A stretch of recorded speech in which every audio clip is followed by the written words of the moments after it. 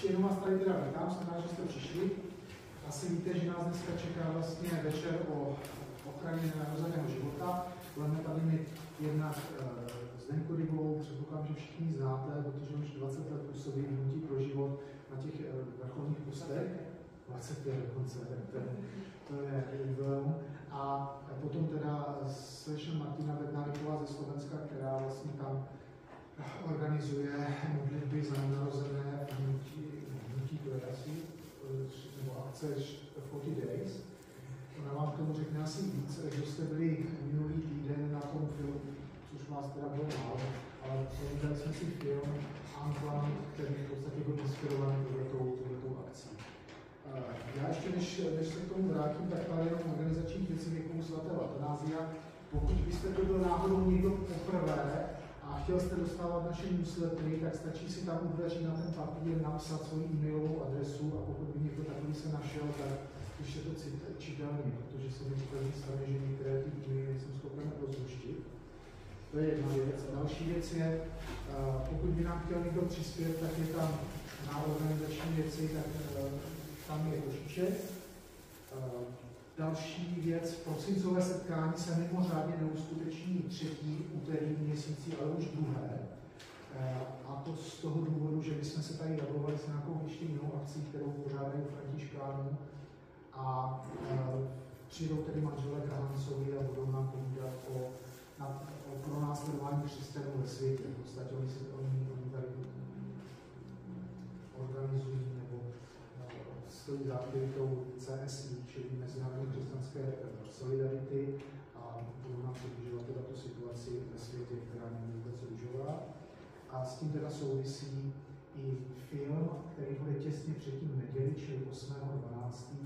a bude Sound of Freedom. Je to tak. Šáko. Bude Sound of Freedom, no? Jo. To je asi všechno, co se týká těch informací. Já teda poprosím slečnu Bednárikovou, jestli by mohla zrovnout tady pozice.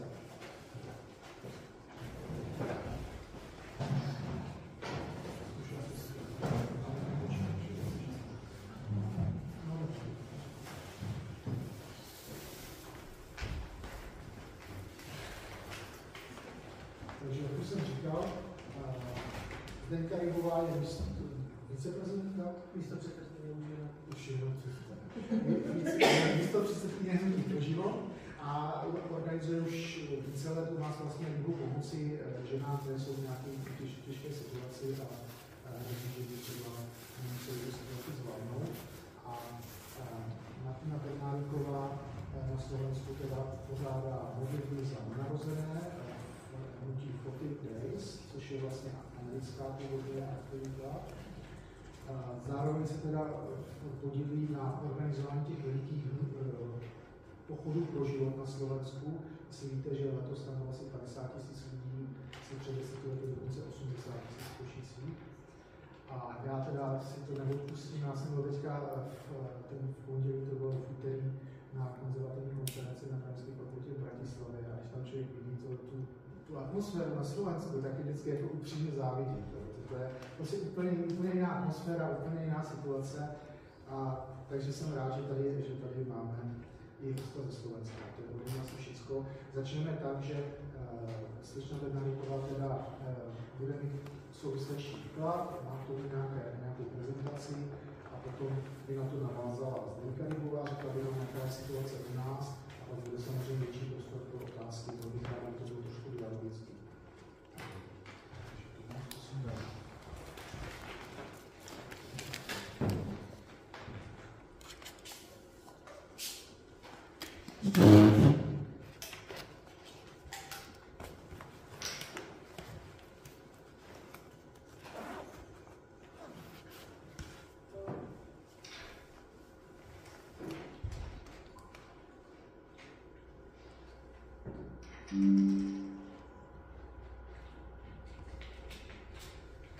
Ten folder, že českou prezentácia.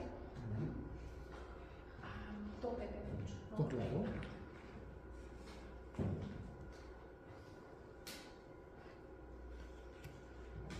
Mám to nejak posúvať, nebo chcete si to sama posúvať? Môžeme sama. Máte niečo? No, nemôžu to niečo, teraz je to funguje. Je to na to promítačku, aha, tak ja vám budu muset asi promítať. A to nevadí. Keby ste to mohli dať ešte do toho prezentačného módu? Jasne. Prezentácia. Od začiatku. Tak ja vás veľmi pekne vítam, ďakujem, že ste prišli a srdečne ďakujem za pozvanie, že nám môžete prezentovať všetky tieto aktivity. Tak môj meno je Martina Bednáriková, ako ste počuli, a som koordinátorkou 40 dní za život na Slovensku, to je taká kampaň, teraz by som o nej viac povedala. A následne sa presunieme k Národnému pochodu za život, ktorý už pán Kosinka predstavil. Možno ste videli nejaké fotky alebo videá na YouTube alebo neviem, na Facebooku. A teda ste asi počuli, že nám tam chodí celkom dosť ľudí, tak vám o tom niečo poviem. Môže byť lepšie slovo. Začala by som teda ale tak, že v podstate, ako som sa tu ocitla, tak s pánom Kosinkom som vlastne sa stretla na hovoroch o Líže, kde sme sa viacej rozprávali teda o tejto problematike, a on sa teda dozvedel, že sa to neviem. Tak nás sem pozval. Okrem toho, čo som spomínala, teda kampane 40 dní za život a Národného pochodu za život, sa venujeme občianskému združeniu Pro Life Action, ktoré som založila, a v rámci toho máme presne aj linii Nesúdime, pomáhame, ktorú sme prebrali vlastne od pani Libovej s ich povolením a vedieme ju asi 2 roky, s tým ale, že ešte len začíname, takže sa nemôžeme porovnávať zase s vami, tak ako vy závidíte nám, tak my môžeme len závidieť vám, lebo naozaj nám toľko žien sa ešte neozýva. My máme na Slovensku viacero takýchto liniek, takže my sme ešte len takí, že maličky v takých začiatkoch. Takže preto som aj teda tu. Rada by som vám predstavila taký môj príbeh, že ako som sa vlastne začala angažovať v Pro-Life hnutí. Asi v roku 2014 som objavila knihu Neplánované od Abby Johnsonovej. Pán Kosinka mi vravel, že ste už niekedy minule pozerali ten film Neplánované. Neviem, či ste ho všetci videli, ak ste ho nevideli, tak si určite pozrite, veľmi pekný. A vlastne tá kniha rozpráva príbeh, čo ste videli teda aj vo filme ten istý. Len je to také obširnejšie a o dosť také intenzívnejšie. Mne sa kniha teda veľmi páčila. No a ja som v roku 2014 čítala a veľmi mnou otriasla. Ja som dovtedy samozrejme bola katolíčka, vedela som, čo je potrat, vedela som, že to je zlé, ale netušila som tie detaily, nikto nepovedal, ako potrat prebieha, čo sa pri ňom deje, aký má to vplyv na ženu, aký to má vplyv možno na ostatnú spoločnosť. A tá kniha mnou naozaj otriasla. Tak som si povedala, že niečo musím zmeniť, niečo skrátka musím spraviť. A v podstate vďaka tej knihe som sa dozvedela aj teda jednak o tom príbehu Abby Johnsonovej a jednak aj o kampani 40 dní za život. Pretože Abby sa obrátila práve vďaka modlitbám dobrovoľníkov kampani 40 dní za život. Môžete? Ďalšiu. Inak vám veľmi odporúčam tú knižku. Neviem, či je dostať tu v Česku, ale je veľmi, veľmi dobrá. Minimálne v angličtine, rozumiete, tak si určite prečítajte, je veľmi naozaj lepšie než ten film. Takže tak. No a neviem, či viete, tí, čo ste to videli, tak vlastne Abby bola na 2 potratoch. No a následne sa obrátila v roku 2009. No a už sa stala známou pro-life aktivistkou a dnes má 8 detí. A vlastne obrátila sa vďaka modlitbám Shona Barneyho, ktorý je vlastne riaditeľ a zakladateľ projektu 40 dní za život v Amerike. No a ona pracovala na tej klinike spoločnosti pre plánované rodičovstvo 8 rokov. Čiže ona vlastne zažila úplne všetky pozície na tej klinike od eskorty, kedy vlastne viedla tie ženy vyslovene na ten potrat od ich auta, aby zabránila možno nejakým pro-life aktivistom dostať sa k ním, až po to, že bola riaditeľka tej kliniky. Takže to bol naozaj taký výnimočný obrad aj pre teda tých všetkých dobrovoľníkov kampane 40 dní za život, že sa práve ona obrátila. Bolo to veľmi také výnimočné ovocie. No a prešla by som vlastne ďalej k tej kampani 40 dní za život. A keby sa dalo vypnúť tú prezentáciu a pustiť také prvé krátke video, alebo zastaviť, aby som vám len nerozprávala, tak ukážem vám, môžete to finál 40 dní. To je také minútové video, kde vlastne sa dozviete, že o čom tá kampaň je a ako to vyzerá.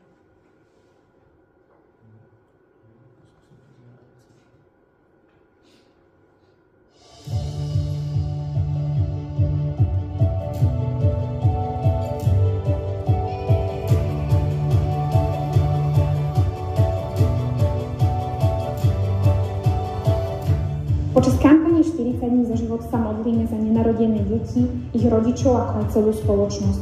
Pokojnou prítomnosťou na miestach, kde sa vykonávajú potraty, svedčíme o hodnote nenarodeného života.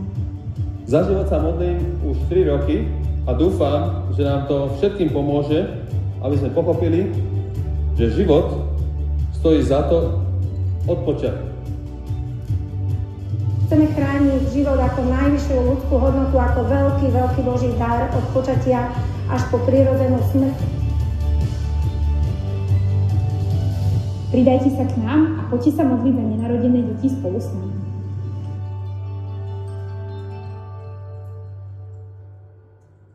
Čo ste tam mohli vidieť tú nemocnicu, tak presne pre tú nemocnicu sa modlíme. Je to Žilovská nemocnica v Bratislave, no ale za bežného dňa to tam samozrejme takto nevyzerá. Toto boli ideálne podmienky, kde sme boli iba my sami, bola nedeľa a samozrejme nikto okolo nešiel.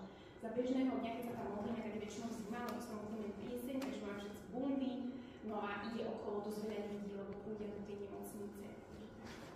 No a čím je tá kampaň 40 dní za život možno výnimočná? Ona vznikla v roku 2004 v americkom Texase, v takom malom mestečku Bryan College Station, kde taká miestna skupina dobrovoľníkov boli 4 sa rozhodli, že musia niečo spraviť s narastajúcim počtom prepravov v meste.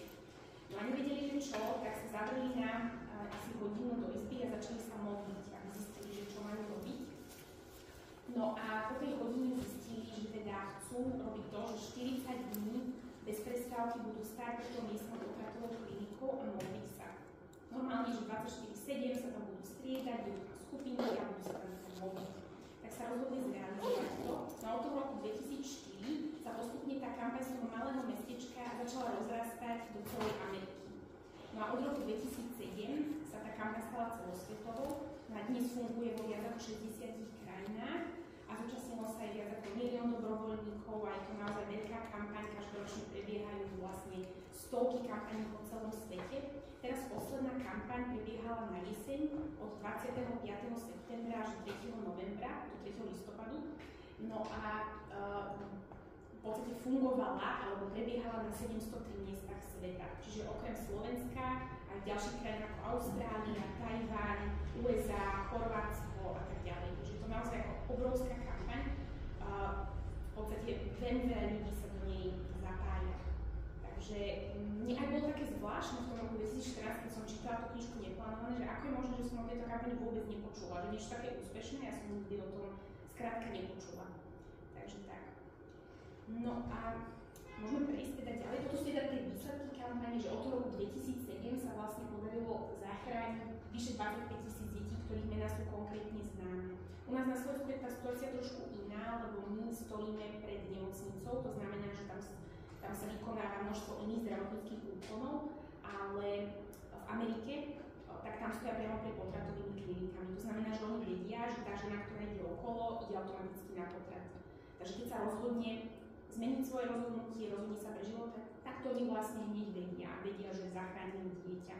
My priamo takú skúsenosť zachráneného dieťaťa nemáme, že by sa otočila žena v podstate priamo na mieste pred nami, ako sa tam modlíme, ale máme skúsenosť zachránených detí alebo možno aj zachránených mamičiek pred potratom takú, že vieme, že sa nám ozvali a my sme im pomohli počas kampane a vlastne rozhodli sa pre život toho dieťatka. Takže takýmto spôsobom máme zachránené asi 2-3 deti na Slovensku, teda čo sa týka. Môžeme ďalej. Ja som sa teda v tom roku 2014 rozhodla, že niečo s tým musím spraviť. A v roku 2015 som sa dostala do Toronta, do Kanady, vďaka štipendiu. A zhodou okolností som tam bola práve v čase, keď prebiehala kampaň 40 dní za život. Pretože kampaň 40 dní za život prebieha 2-krát do roka. Prebieha teda počas Veľkého pôstu a potom prebieha na jeseň. A ja som sa tam ocitla práve na jeseň, tak som sa tam zapojila. Modlili sme sa pred tou klinikou v Toronte. Myslím si, že je to, a neviem či doteraz, ale v tom čase to bola najväčšia klinika v Toronte, vykonávajúca potraty. A my sme tam stáli a modlili sa a vedeli sme, že teda tie ženy, ktorí idú okolo, idú na potrat. Takže toto bolo v tom niečo také oveľa silnejšie, než modliť sa na Slovensku. Zapájala som sa tam a rozhodla som sa teda po navrate domov, že to chcem urobiť na Slovensku. Tak som začala obvolávať ľudí, začala som zháňať kontakty a v roku 2016 sa mi podarilo teda zorganizovať prvú kampaň. Môžeme prejsť. No a tu už vidíte obrázky, alebo teda fotky z prvej kampane, tá sa odhrala na jeseň 2016, trvalo mi približne rok, kým som všetko pripravila, s pomocou teda ďalších ochotných ľudí. No a modlili sme sa vlastne pred Bratislavskou nemocnicou na Kramároch. Vy na tých fotkách nevidíte vlastne tú nemocnicu samotnú, pretože sme sa modlili na opačnej strane cesty. Nebolo nám umožnené modliť sa priamo pred nemocnicou, ale malo to veľkú výhodu, že sme stáli na opačnej strane cesty, že chodilo okolo veľmi veľa autobusov, trolejbusov a aut, najmä v ranných hodinách.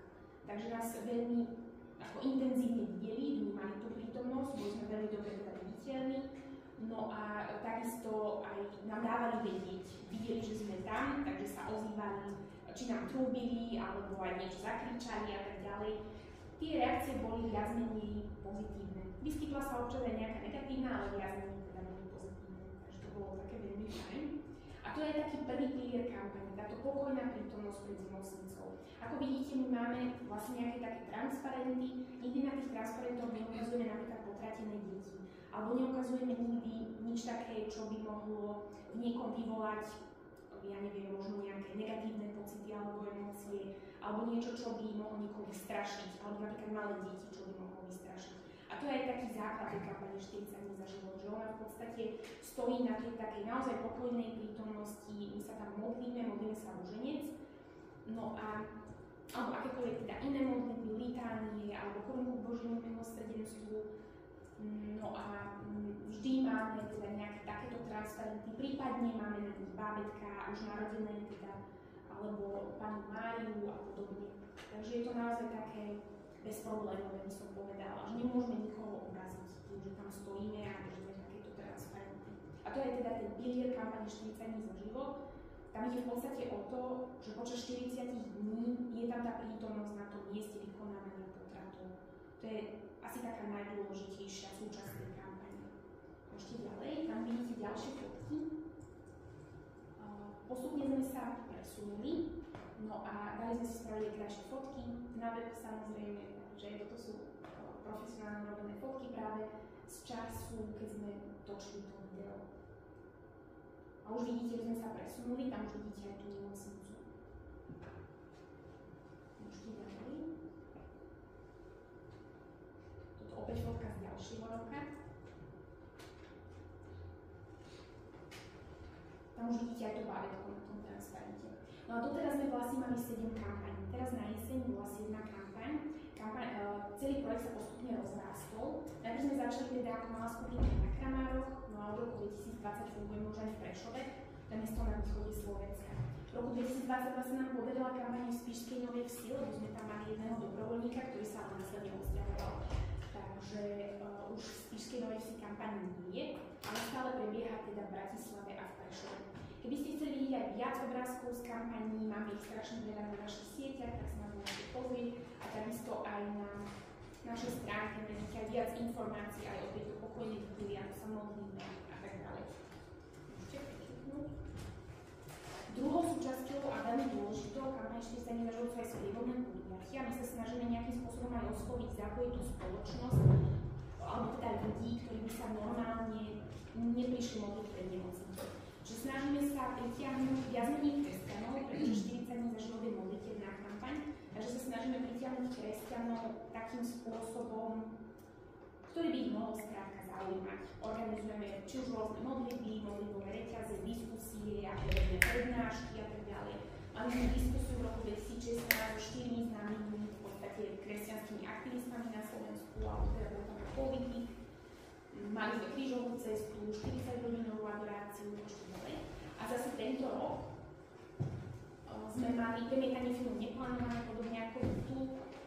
Každý mesiac máme svätú omšu, ktorá je oslúžená teda za nás ako modlitebníkov, ale aj za tých, ktorí nás prosia o modlitbu. Pretože my sa pravidelne modlíme aj za akékoľvek prvé úmysly, ktoré nám ľudia posielajú. Či už sú to nejaké týkajúce sa tehotenstva alebo nejakého iného problému týkajúceho sa otázky života.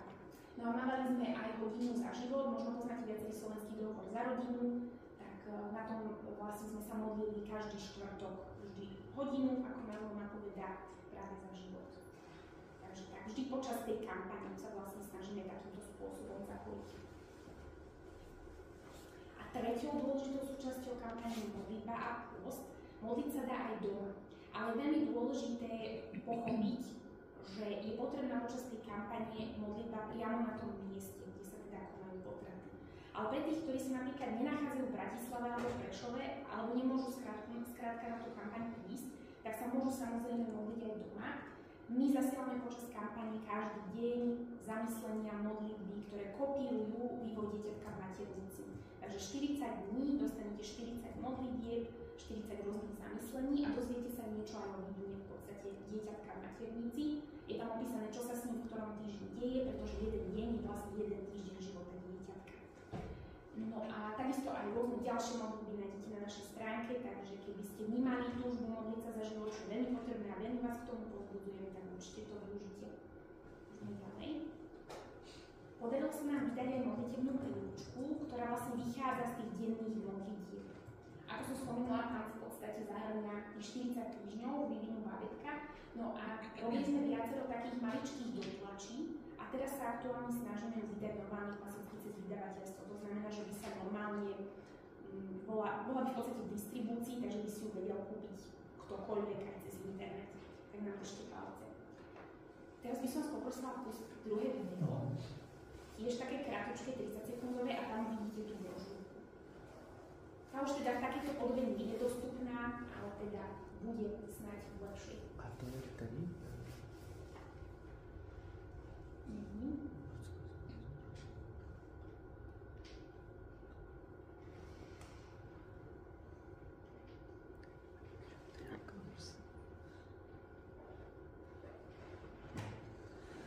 To je náhoda, že tá prezentácia má 40 slajdov?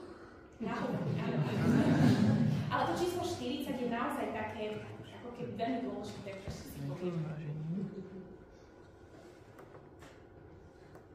Dronové video sa to jmenuje? Dronové video, tak? Nie, ešte tam je niečo 40, myslím, 16:9, ale áno, to nebolo tak to mám.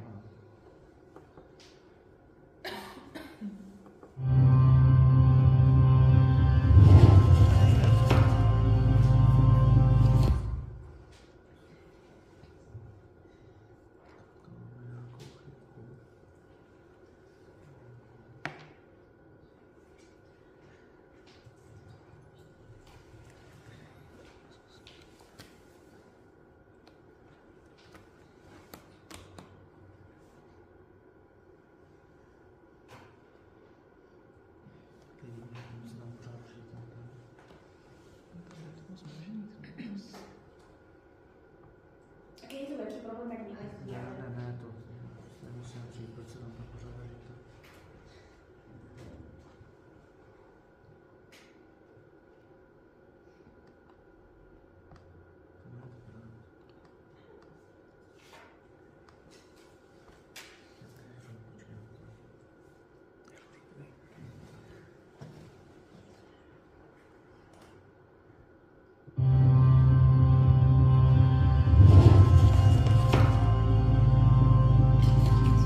V 6. týždni sa vyvíja môj čuchový zmysel, ktorým budem neskôr schopný rozpoznať desiatky typov vôní.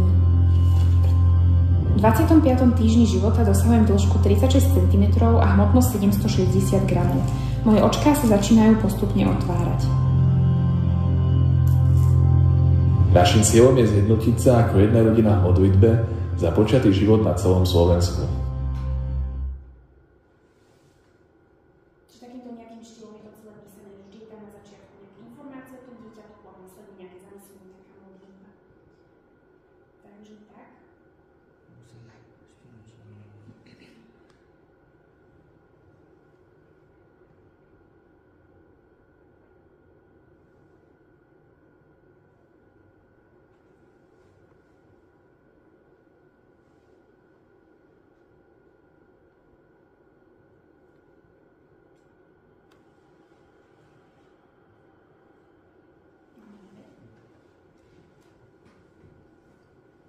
Keďže ja som mala takú túžbu priniesť tú kampaň naozaj ako keby ku každému, aby sa o nej dozvedel možno aj človek, ktorý absolútne sa o takéto veci nezaujíma, tak sme v roku 2016 snažili sa oslovovať, respektíve 2016 sme sa snažili oslovovať čo najviac akýchkoľvek umelcov, ktorí by mohli mať záujem nahrať hymnu k tomuto projektu. No a podarilo sa nám nadviazať spoluprácu s Janajs a Petrom Bažíkom. Vám to asi nič nehovorí, ale už sme Slovensku celkom známi speváci, obidvaja. Peter Bažík vyhral v Superstar a aj X Factor a Janajs je dlhodobo známa speváčka, ona sa venuje hudbe už asi možno, neviem, aj zo 20 rokov. Takže nahrali duet Blízko, je to veľmi krásna pesnička, teraz ju už samozrejme nebudeme, ale keď si zapamätáte, tak si niekedy vypočujte, tá pieseň hovorí v podstate o potrebe byť blízko tým, ktorí nemajú hlas a byť v podstate byť tu pre nich a byť tu pre nich kvôli ich dobru, na ich pomoc. Takže tak, aj ten klip je naozaj veľmi pekný. Môžeme ďalej. No a prečo teda tých 40 dní za život? Prečo vôbec teda tých 40 dní a prečo ten projekt ako taký? Keď možno sa zamýšľate, že toto je pre vás úplne taká nová vec, celá táto kampaň a všetky tie veci, čo tu pre vás hovorím, tak by som vám chcela tak vysvetliť, že jednak tých 40 dní, tak ako sme si hovorili tých 40 slajdov a tých 40 týždňov života dieťatka, tak tento koncept vychádza z Biblie a určite viete aj vy mnohé možno si spomenúť z Biblie také paralely s číslom 40. Vedeli by ste aspoň jednu? Že kde sa spomína v Biblii 40? Presne tak, 40 dní na púšti bol Ježiš, alebo napríklad 40 dní po svojom zmrtvých staní bol s apoštolmi, takisto 40 dní bol napríklad Mojžiš na hore Sinaj, alebo 40 dní bol Noé vlastne v korábe. A všetky tieto udalosti majú takú jednu spojitosť, že počas tých 40 dní sa niečo mení. Na začiatku je niečo nejaké a počas tých 60 dní sa to zmení a následne je to vlastne iné. Takže aj toto je princíp toho projektu 40 dní za život, že počas tých 40 dní sa niečo zmení a následne je to iné. Veríme, že počas tých 40 dní Boh koná a môže zmeniť tú situáciu. Hoci to my nevidíme svojimi očami a hoci my možno ani nevieme, či tá žena, ktorá ide okolo, ako sa rozhodne, alebo nevidíme takéto hmatateľné ovocie, nevidíme, že by sa tie potraty prestali konať, nevidíme, že by sa obrátili nejakí potratári, tak my veríme, že vlastne to ovocie uvidíme neskôr, uvidíme ho v nebi. Takže tak, takže preto je dôležité tých 40 dní a z toho to vychádza. A prečo takýto spôsob kampane, prečo takto stáť verejne, kde vás všetci môžu vidieť, kde ste možno za prapoša, kde sa vám smejú alebo vyhrážajú. Už túto kampaň sa nám vlastne vyhrážali, že na Slovensku sa to trošku zostruje, nie je to úplne také ideálne, ako to môže vyzerať. Mali sme aj výhrážky, modlilo sa s nami 10-ročné dievčatko, jedna pani sa mu začala vyhrážať, že pošle za ním niekoho, aby ju znásilnil a podobné veci, čiže nie je to ani na Slovensku úplne ideálne. Ale je to veľmi dôležité, pretože potrat je verejný hriech. Je to legálne páchaný verejný hriech, o ktorom všetci vedia, a napriek tomu sa deje. A preto je dôležité dať tomu verejnú odpoveď a konať verejné pokánie. A toto je práve taký ten spôsob, ako my môžeme tieto veci robiť. Že vyslovene verejne tam stáť. A z tohto dôvodu nestačí modliť sa doma. Preto sa treba modliť tam, pretože je to verejný hriech a vyžaduje si to verejnú odpoveď. Takže tak, môžeme ďalej. A to bolo všetko na projektu 40 dní za život, takže keby ste mali ešte nejaké otázky, môžeme asi buď potom, alebo neviem, ako chcete. Môžeme potom. No, môžeme potom. Tak si zapamätajte kľudne. No a teraz by som prešla k tomu národnému pochodu za život, čo možno vás aj viac zaujíma, lebo ste to asi počuli, alebo ste sa s tým minimálne stretli. Takže ja som v podstate súčasťou organizačného týmu pochodu už asi 6 rokov, 5-6 rokov.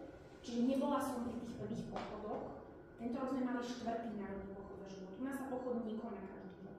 Prvý sa konal v 2013 v Košiciach, bolo to 22. septembra. A to Poďme von a bojujme za život bolo také heslo toho pochodu.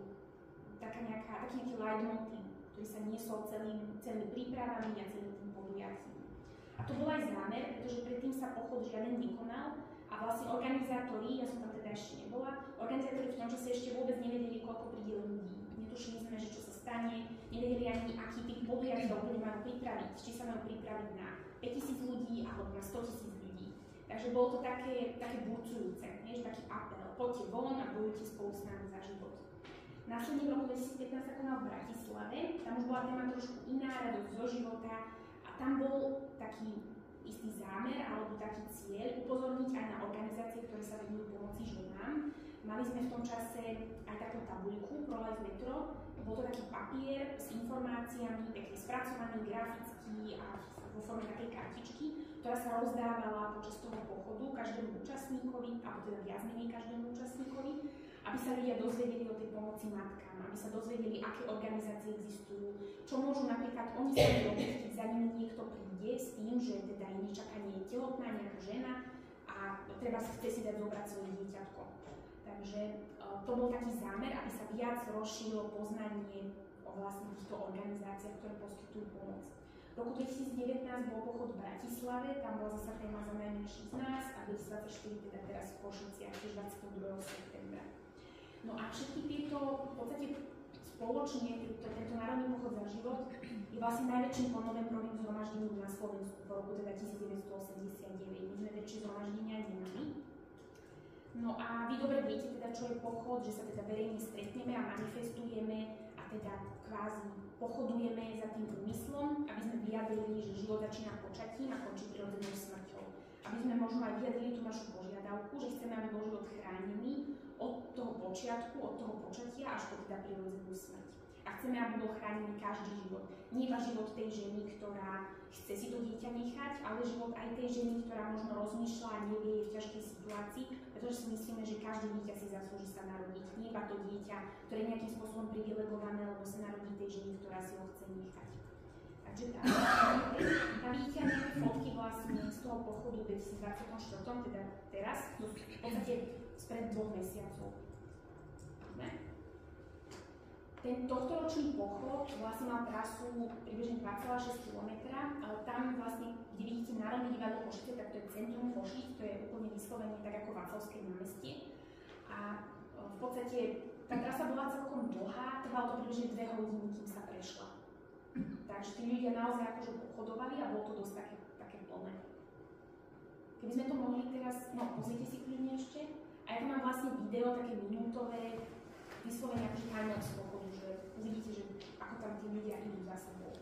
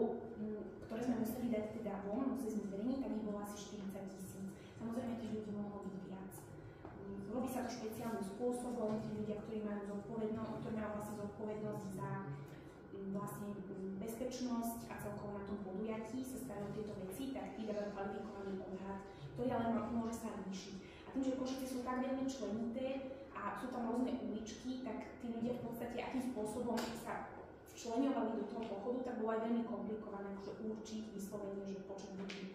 Ale teda veľmi oficiálna informácia išla, že bolo určite 40 000 minimálne. Môžeme ďalej na ten slajd.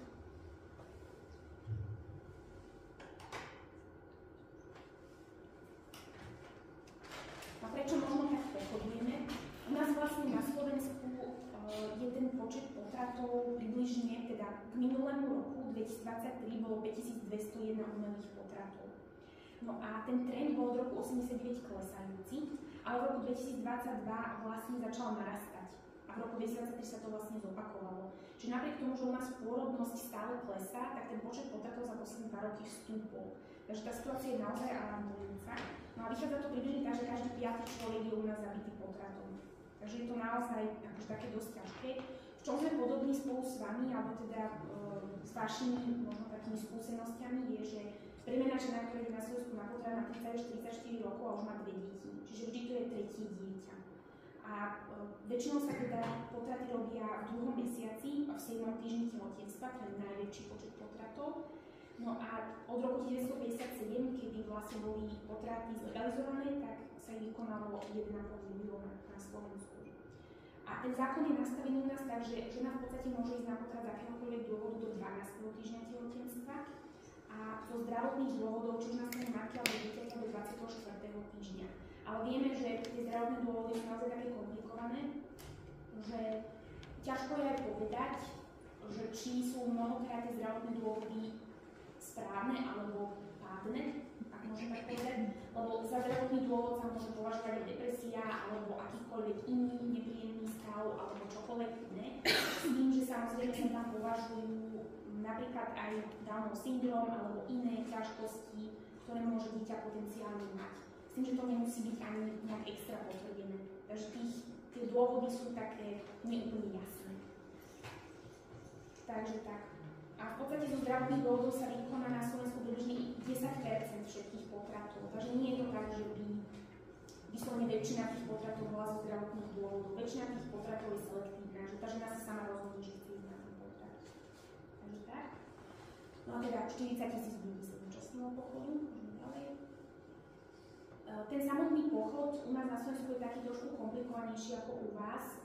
My ten pochod pripravujeme približne rok pred tým samotným podujatím a má dosť veľký program. My ako v organizačnom týme sme 6 organizácií, ktorí ten pochod pripravujeme a samozrejme vyžadujeme alebo teda potrebujeme aj pomoc rôznych iných organizácií alebo dobrovoľníkov a iných ľudí, ktorí sú ochotní skrátka nám pomôcť aj priamo na mieste. Ja sa teda nachádzam a teda bývam na západnom Slovensku, ale my sme pochod organizovali v Košiciach, takže sme potrebovali pomoc aj mnohých Košičanov miestnych, ktorí by nám skrátka pomohli s tým, že by chodili na samosprávy, vybavovali také úplne aj praktické veci, ako napríklad povolenie na nejaké pódium na nejakom konkrétnom mieste a podobne.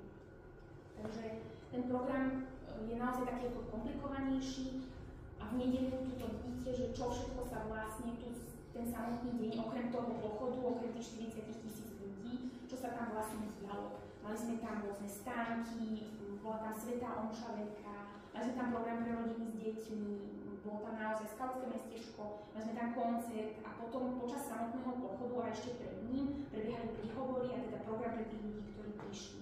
A to trvalo približne 3 hodiny, čiže my sme vyskladali v podstate rečníkov a kapely a rôzny teda iný program, aby sme tých ľudí kvázi zabavili, aby sme vytvorili nejaký program. Takže to bolo ako celkom aj komplikované pripraviť a preto to aj toľko trvá. Môžeme ďalej, tam vidíte fotky. Vlastne, že ako napríklad vyzeralo to pódium, to sú naši moderátori, ako to vyzeralo vlastne ten pohľad z pódia, vyslovene na ten dáv pred pódium.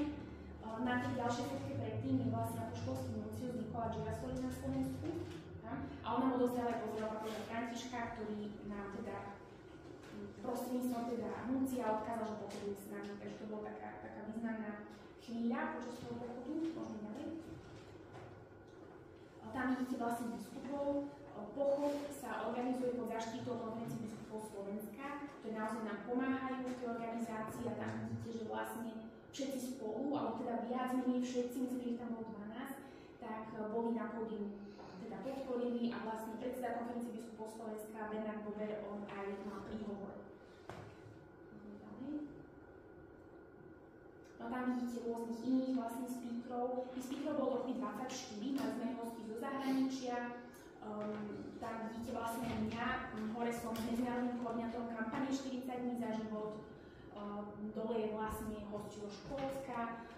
Jogo Mikloško, on je vlastne významný aktivista na Slovensku, je komisár pre deti aktuálne a tak ďalej. Takže mali sme tam naozaj veľa takýchto príhovorov. No a pred tým samotným pôberným programom tak boli aj sväté omše. Tento rok sme to mali tak, na rozdiel od predchádzajúceho ročníka, že omše boli slúžené v rôznych košických chrámoch a vždy vlastne konkrétnu svätú omšu alebo svätú liturgiu slúžil daný biskup. Takže biskupy naozaj prišli a slúžili vlastne sväté omše a boli teda veľmi veľa. Tam vidíte na ďalšom slajde aj fotky. Toto bola svätá omša vlastne s Bernardom Boberom, on je predseda konferencie biskupov Slovenska a tam vidíte zase, iba tak náhodne som vybrala svätú omšu zase inom košickom kostole a tam je František Trstenský spišský diecézny biskup. No a pred tým nedeľným programom sme pripravili ešte aj sobotný program a ten prebiehal vlastne od tej 16.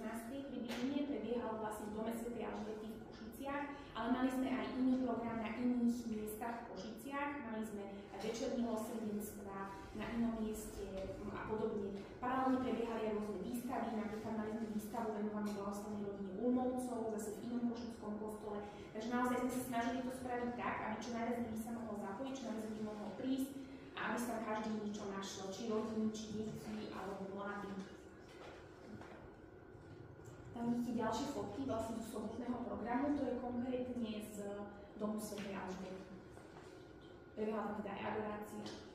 No a takisto máme aj hymnu pochodu, sme to považovali za také veľmi dôležité, je to naozaj taká chytiavá pesnička, môžete si ju vypočuť, teraz to asi nebudeme púšťať, ale je to takisto duet, vlastne speváka Petra Kšemena a Lenky Radvanskej. Oni nie sú úplne známi speváci na Slovensku, sú to skôr vlastne takí kresťanskí hudobníci, ale naozaj to veľmi pekne naspievali a na to nám veľmi veľký. On sa má Kšemen? Kšemen, áno, ale on je Slovák. A spieva po slovensky. No a dôležitá veľmi bola aj pomoc dobrovoľníkov. My sme mali približne 800 dobrovoľníkov na ten samotný pochod od soboty až do nedele. Tí dobrovoľníci začínali prichádzať už v piatok, pomáhali nám so stavbou tých jednotlivých stanovíšť alebo pódií a vlastne potom v sobotu od toho programu až do nedele do samotného pochodu a potom nám pomáhali spratávať veci a tak, takže bez nich by sme to naozaj nevedeli spraviť. No a taká zaujímavosť, čo sa dobrovoľníkov týka, tak 57% bolo žien, priemerný vek bol 32 rokov, najmladší dobrovoľník mal 16, najstarší 74, 2/3 boli z okolia Košíc a mali sme tam aj vyše 50 hasičov. Takže bolo to naozaj také akože veľmi pestré. No a máme tento rok z pochodu aj dronové zábery, čiže úplne ten pohľad z výšky. Toto sú fotky, ale máme aj video, tak môžete najprv fotky ukázať a potom možno prejsť na video, také krátke. To je vlastne pohľad z veže, teda kúsok od veže domu svätej Alžbety a to je pohľad vlastne, ako sa začínal pochod. A tam vidíte vlastne dom svätej Alžbety. A môžete teraz pustiť to. To je nové video.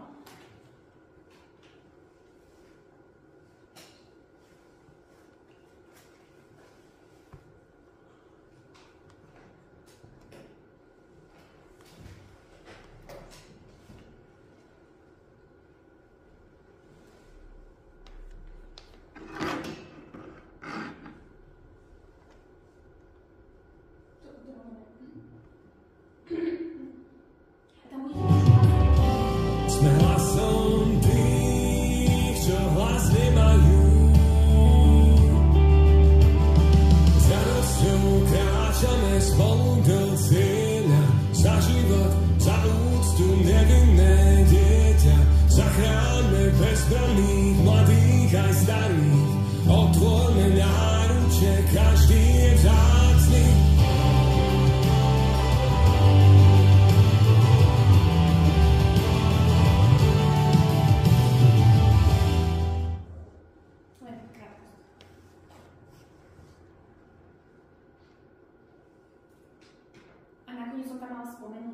teda iné trošku aktivity, ktorým sa venujem. A jednou z nich je vlastne, založili sme linku pomoci pre tehotné Ukrajinky. Ako sa začala vojna, tak sme vnímali veľkú potrebu vlastne takéto služby. Takže začali sme robiť to.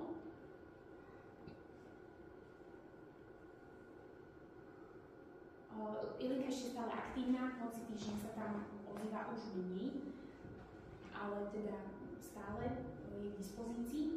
A máme vlastne rusky a ukrajinsky hovoriacu ženu, ktorá vlastne vyhá ten telefón.